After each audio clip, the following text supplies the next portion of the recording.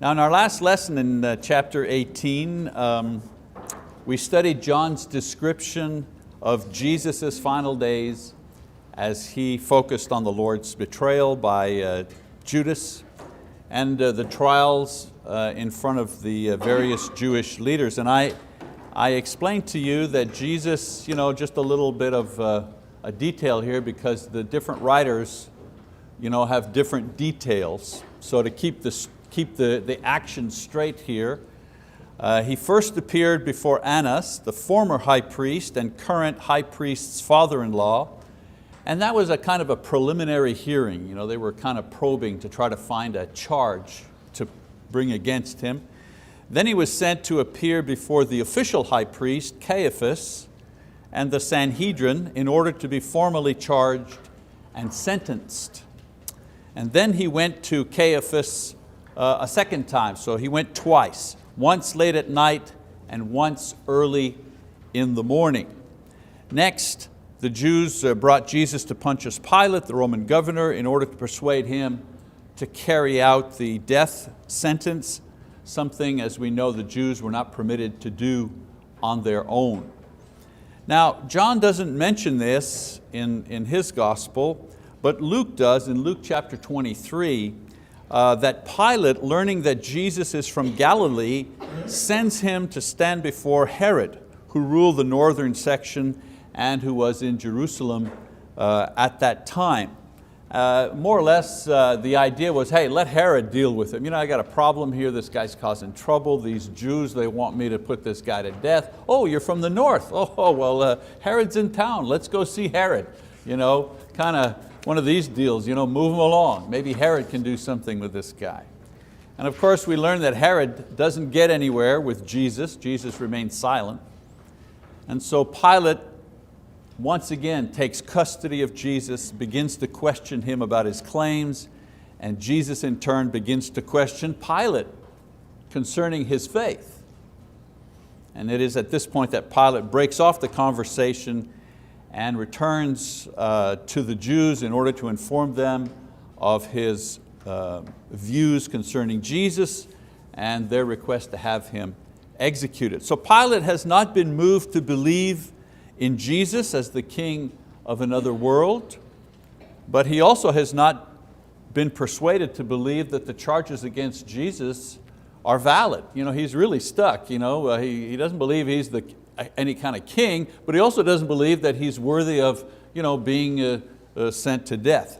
So that's where we're at, second time now in front of Pilate.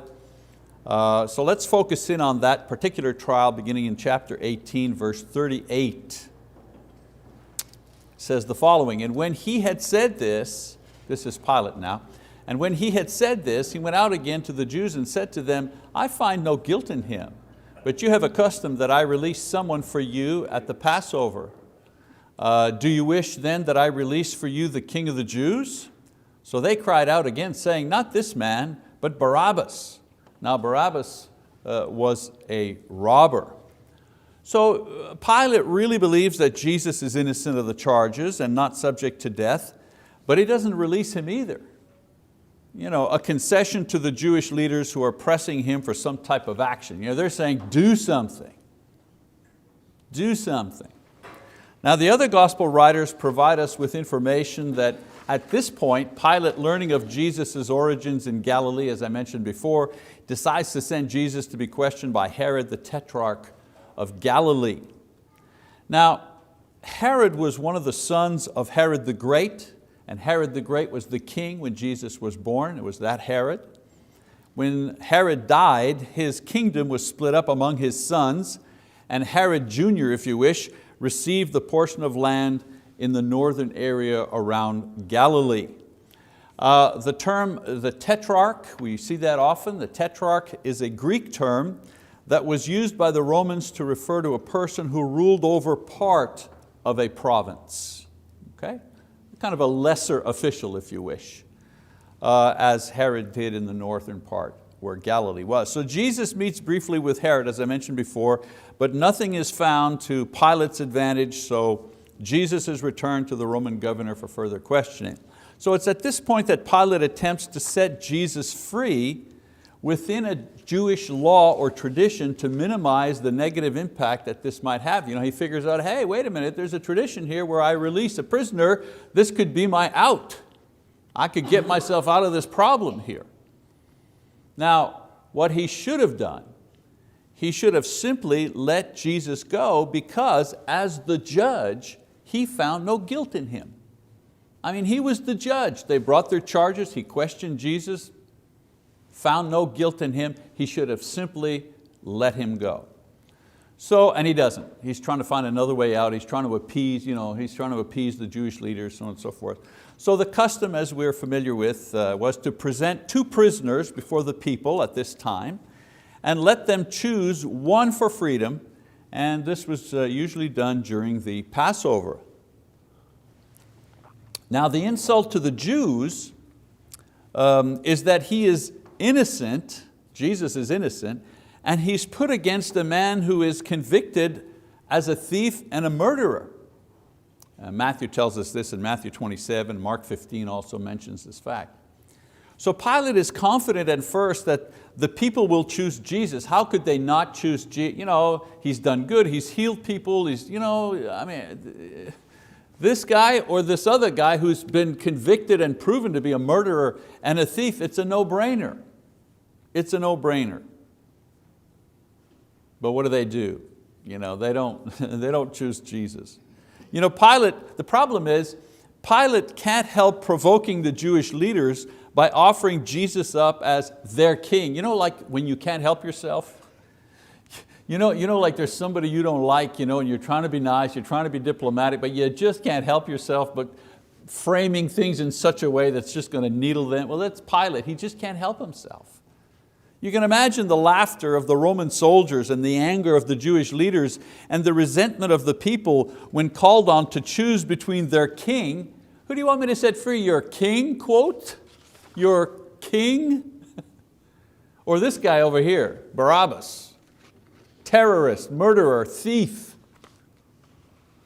So to his surprise, the crowd, well salted with the leaders, people, and followers, clamping down on any defense of Jesus, they cry out to save Barabbas. So frustrated in his attempt to free Jesus in this way, Pilate's going to try another course of action. So let's read chapter 19 this time. And Pilate then took Jesus and scourged him. And the soldiers twisted together a crown of thorns and put it on his head and put a purple robe on him. And they began to come up to him and say, "Hail, King of the Jews!" and to give him slaps in the face. Pilate came out again and said to them, "Behold, I am bringing him out to you so that you may know that I find no guilt in him." Jesus then came out wearing the crown of thorns and the purple robe. Pilate said to them, "Behold the man." Now, seeing that that the Jews are wanting blood, Pilate goes ahead and he tortures him. The mocking and the crown of thorns and the robe are an attempt to humiliate and discredit Jesus in front of the crowd. After the ordeal with the soldiers, Jesus is led back out naked. That's how prisoners were scourged, naked. And all they do is put a crown of thorns on him and an old robe, probably one worn by the soldiers. And Pilate once again pronounces him innocent and introduces him in a different way this time. First time he says, "Hey, here's your king. Who do you want, your king or Barabbas?" This time he doesn't say that. This time he says, "Here he is, the man." Not the king, the man. The idea is that they should have no fear of this person who may claim to be a king, but we've cut this guy down to size. Does he look like a king now? He's not much of a king, is he? Look at him, he's bleeding. We've broken him down. So you have nothing to worry about this fellow here being a king. And so Pilate has 3 goals. First, he doesn't want to execute a man who is clearly innocent and thus cause a possible uproar with the people, because he knows that this Jesus is a very popular guy. Secondly, he wants to placate the Jewish leaders who want him to just do something about this troublemaker. So you have a troublemaker. What do? Well, you break his spirit. You humiliate him in front of his own people. And then thirdly, he just cannot help insulting and belittling these people that he despises, and he knows that they despise him. So in his mind, torturing and humiliating Jesus and then releasing him to the Jews will accomplish all three of his goals. So let's see what happens. We know what happens, but let's read anyways. Beginning in verse 6, he says, so when the chief priests and the officers saw him, they cried out saying, crucify, crucify. And Pilate said to them, take him yourselves and crucify him, for I find no guilt in him. The Jews answered him, we have a law, and by that law he ought to die, because he made himself out to be the Son of God. Therefore, when Pilate heard this statement, he was even more afraid. And he entered into the praetorium again and said to Jesus, where are you from? But Jesus gave him no answer. So Pilate said to him, you do not speak to me? Do you not know that I have the authority to release you, and I have the authority to crucify you? Jesus answered, you would have no authority over me unless it had been given to you from above. For this reason, he who delivered me to you has the greater sin. So his attempt to get the crowd to agree with him in releasing Jesus has failed, as they respond to the torture with cries of crucifixion. Not enough, they said. That's not enough. We want this guy to go. So Pilate again repeats that he finds no basis to execute this person, and he tells them to do it. If they want him, if you want him dead so badly, you do it. Of course, this is a provocation to the Jews, because he and they know that they don't have such authority. But the Jews, they perceive a weakness in Pilate's reply. He said, I find no guilt in him. And the Jews reply that they have a law, a Jewish law, and by that law he should die. You notice what's going on here? In other words, if you have no law or reason to do this, to convict him, well, we do. We do have a law. We do have a reason. Use our law. Use our law in order to do the deed. So at this point, they reveal the true reason for their desire to have him executed, and that is his claim of divinity. In other words, by Jewish law, if someone who claims to be divine and isn't, obviously, the penalty is death. So they're saying, okay, if by Roman law you don't find any guilt in him, we get it, we understand you can't use Roman law to convict him and to execute him. But you know what? We have a law, and by our law he's committed a capital offense, so use our law to do the deed. And so this startles Pilate because, listen, as a pagan, he had no belief or understanding of the Jewish Messiah and his claims, but his own background as a Roman was filled with Roman gods and mythology, so on and so forth. Could this man be one of those? I mean, he was a skeptic, but Jesus' demeanor and reputation were unusual, and this latest revelation by the Jews, it frightened him. Could he have inadvertently tortured one of the Roman gods that were said to mingle at times with men? And if so, what would the gods do to him because of this? All of a sudden, oh, it's getting personal now.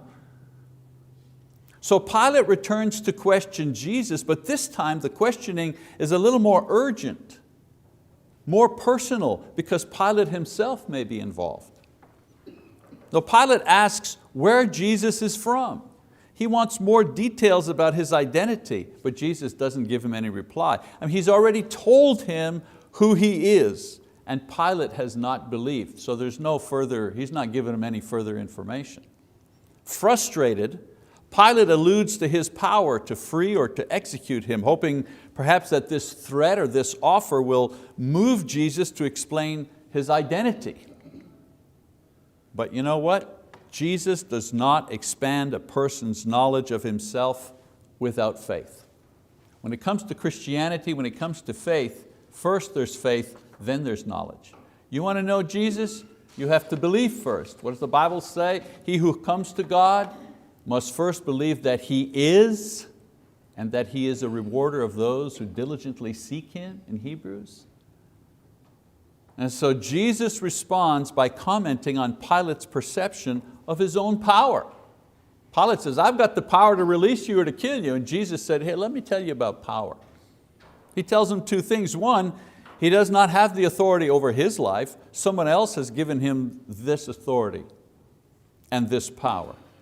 We know that God is the one who permits and appoints secular leaders, good or bad, and that's what Jesus is referring to. All leadership is granted by God. Even the Roman emperor couldn't be the Roman emperor had not God permitted that. So Jesus knows this, and He kind of informs Pilate of this. And even the wrongs that He is doing now are secondary to the wrongs committed by the Jews who originally arrested and falsely tried and accused Him. So Jesus is saying, boy, you want to talk about power? Let me tell you about power. The only reason you have power is because somebody else gave it to you. And when the judgment comes, there are others that are way more guilty than you are because of what they've done. So let's keep going, verses 12 to 16. He says, as a result of this, Pilate made efforts to release Him. But the Jews cried out saying, if you release this man, you are no friend of Caesar. Everyone who makes himself out to be a king opposes Caesar. Therefore, when Pilate heard these words, he brought Jesus out and sat down on the judgment seat at a place called the Pavement, but in Hebrew, Gabbatha. Now it was the day of preparation for the Passover. It was about the 6th hour, and he said to the Jews, behold your king. So they cried out, away with him, crucify him. And Pilate said to them, shall I crucify your king? And the chief priests answered, we have no king but Caesar. So then he handed him over to them to be crucified. You know, the end game here in Pilate's effort to release Jesus comes into view as the Jews zero in on His vulnerability. He thinks he's provoking the Jews, he thinks he's manipulating them, but what's really happening is they're manipulating him. He's the one that's being played here. He's the one being shaped. You know, until this time, their focus has been on Jesus and their desire to have Him executed. But the Jewish leaders have outwitted Pilate in providing all that he needs to carry out the execution. Watch. First of all, they've provided him with a charge, sedition.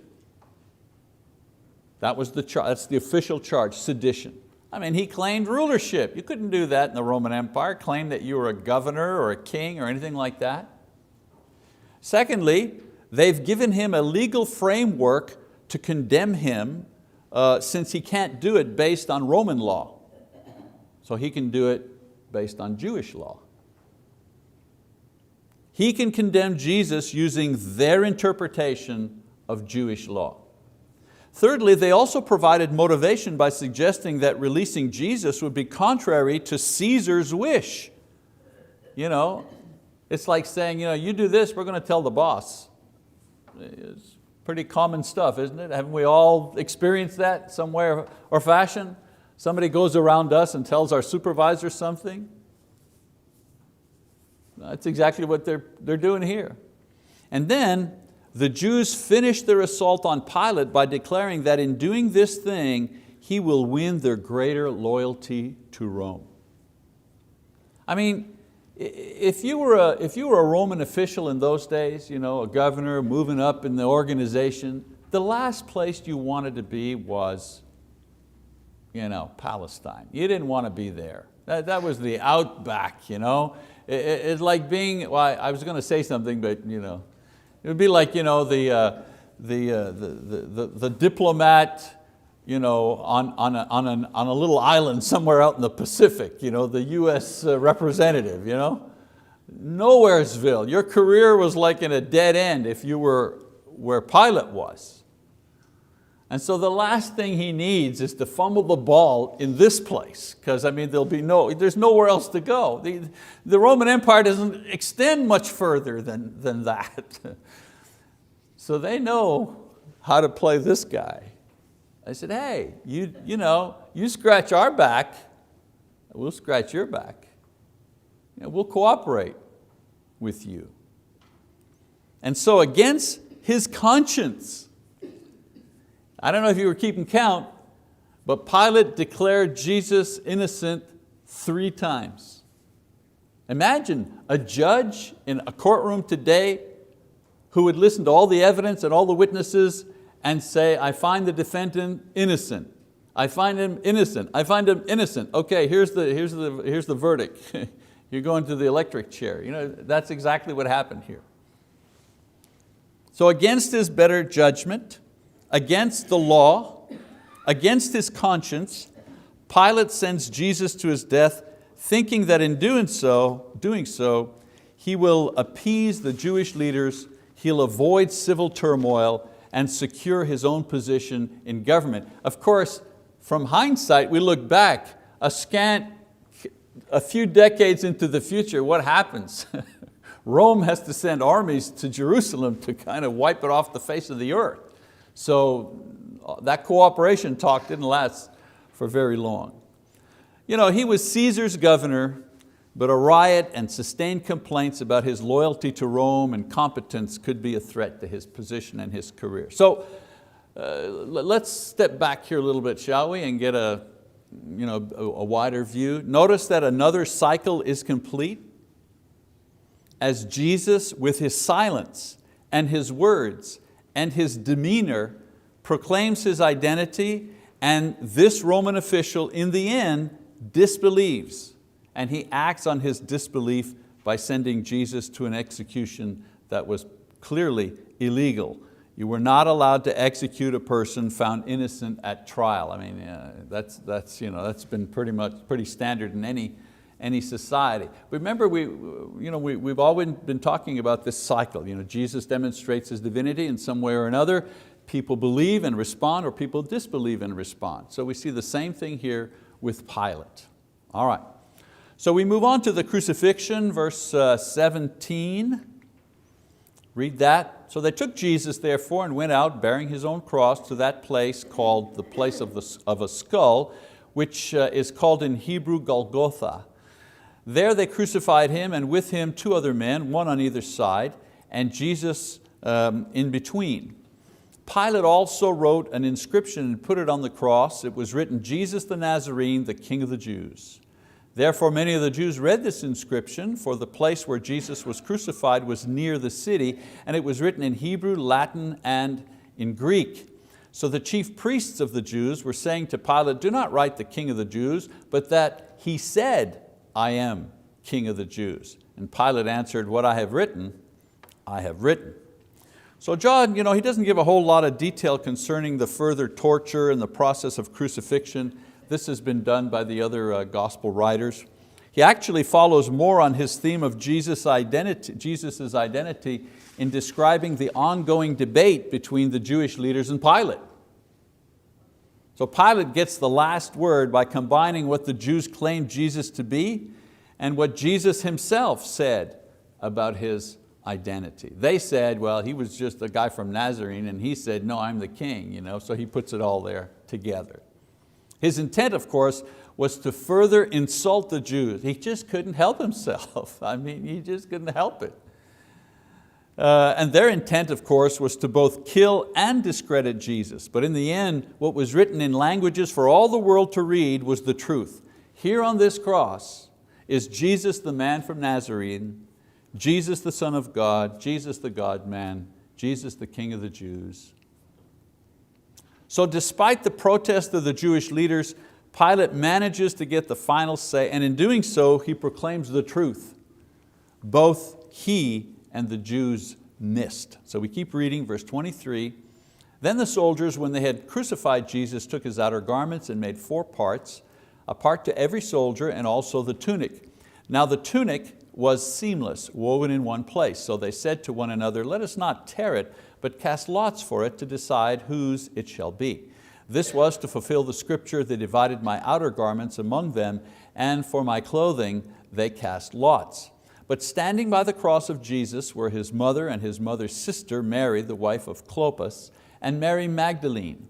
When Jesus then saw his mother and the disciple whom he loved standing nearby, he said to his mother, "Woman, behold your son." Then he said to the disciple, "Behold your mother." And from that hour the disciple took her into his own household. So there are 5 pieces of clothing worn by Jewish men: a head covering, a turban to protect from the sun, a tunic which was worn close to the body, a pair of sandals for the feet, of course, a girdle or a sash which was worn around the waist to secure a 5th piece, which was an outer robe. The loincloth was not a valuable piece and of such nature as to simply be discarded. So soldiers who did the execution divided the victim's personal effects between them. This was the custom of the time. John, along with the women, was an eyewitness, and he says that 4 soldiers each took 1 piece of clothing for themselves, and rather than tear up and ruin a good quality, a seamless robe, they cast lots for it. Now the significance of this seemingly unimportant detail is that it fulfilled a prophecy concerning the details of the Messiah's death made by David some 800 years before in Psalm 22:18. Even the small detail of how his clothing was distributed afterwards was spoken of in the Old Testament. Okay? Again, without a word or gesture, Jesus is proclaiming his identity. They take off his clothes to humiliate him, and they gamble to cast lot to get it. And in that humiliating act, he's still declaring his divinity, because that act fulfills prophecy. So note that there were 3 Marys at the scene. There was Mary, Jesus' mother. There was another Mary, and the idea is that Mary, the Jewish form of that word, has many different forms that we continually translate into the word Mary. So there was Mary, the sister of the Lord's mother, a wife of an early disciple whose name was Clopas, and many people believe that Clopas was the brother of Joseph. That's not a biblical idea, okay? That's historical, right? A lot of historians, early church historians, the idea being that 2 brothers married 2 sisters, okay? And then there was Mary from Magdala, a town in Galilee.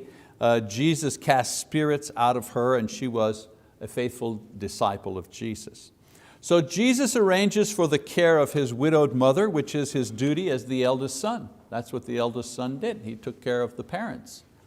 And sometimes we wonder, well, why didn't she go to, because he had brothers. Well, she didn't go to the brothers because the brothers were not there. But John was there, a disciple, an apostle. So he leaves her in the care of one who had a special love for him. And now this love will be there for his mother. At that moment, only one apostle and friend was near. Even his earthly brothers and sisters who would later believe were not there. And so to him goes this special responsibility. It's not hard to understand this feeling. I mean, when our children were young, even though Lisa and I had family, my mom and her parents, and she had brothers and sisters and so on and so forth, in our will, we dictated that in the event of our death, our children would be cared for by brothers and sisters in the Lord, because no one in our family were believers. There was no one who was a member of the church in our family. And so if in the event of our death, we wanted to make sure that our children grew up in a Christian household. And so Jesus does exactly the same thing here in leaving the care of his mother in the hands of one person who was there and who also loved him and also believed in him at the time. All right, verse 28. After this, Jesus, knowing that all things had already been accomplished to fulfill the scripture, said, "I am thirsty." A jar full of sour wine was standing there, so they put a sponge full of the sour wine upon a branch of hyssop and brought it up to his mouth. Therefore, when Jesus had received the sour wine, he said, "It is finished." And he bowed his head and he gave up his spirit. So all things accomplished, meaning all the things that the Father through the scriptures foretold that He would do including the suffering and death on the cross, all of that is done. I mean, right down to the taking off of His clothes, and sharing it, that last thing had to be done as well. Note that Jesus controls even this portion of the proceedings in that He gave up His Spirit. It didn't simply leave Him. He had control over this moment of death because of two reasons. One, He had no sin, and so death could not overpower Him. He decided, He said, okay, now, it's finished now, time to go. And He completed all the things set before Him by the Father and recorded in Scripture, and would not give up the Spirit before all of these things were accomplished. So with this sacrifice of His perfect life, Jesus fulfills all the requirements of the law. He pays the moral debt for our sins. He opens the door to forgiveness for all men based on His sacrifice. So very important to understand. This is the core idea of the gospel. He makes restitution for all of the sins of men. He does the payback. So many times Christians, they continue to feel guilty. I've met Christians 20 years after their baptism. They're still feeling guilty about something they did in the past. Something they just couldn't fix themselves. Young girl had an abortion at 17. She's now 37, happily married, 2 kids, still carrying that burden. Why? Because she couldn't go back and fix that thing. If only we would understand that the fixing of sin, the making of restitution to God, is completely made by Jesus on the cross. All of it, everything, the restitution for every single despicable thing that we've ever done, the restitution for it is made on the cross. That is such a comforting thought. That's why the good news is good news. It isn't good news if we have to go back and fix all, where's the good news of the gospel if you have to go back and fix all the things you did in the past? Pay back the person you cheated 40 years ago on a land deal, whatever. Would you have to adopt a child because you aborted a child to pay back for that? This nonsense of, when I hear people say, well, the people have gone through a divorce, you have to divorce this person, go all the way back and remarry the original. To do what? To make restitution? God makes the restitution. That's the good news. That's what motivates people to live righteously, because God has been so good to them to forgive their sins. All right, well, sorry. Went into a preaching mode there.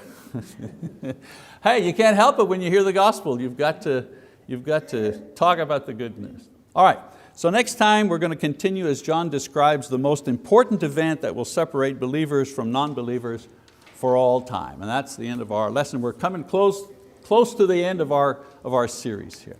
All right, thank you very much for your attention.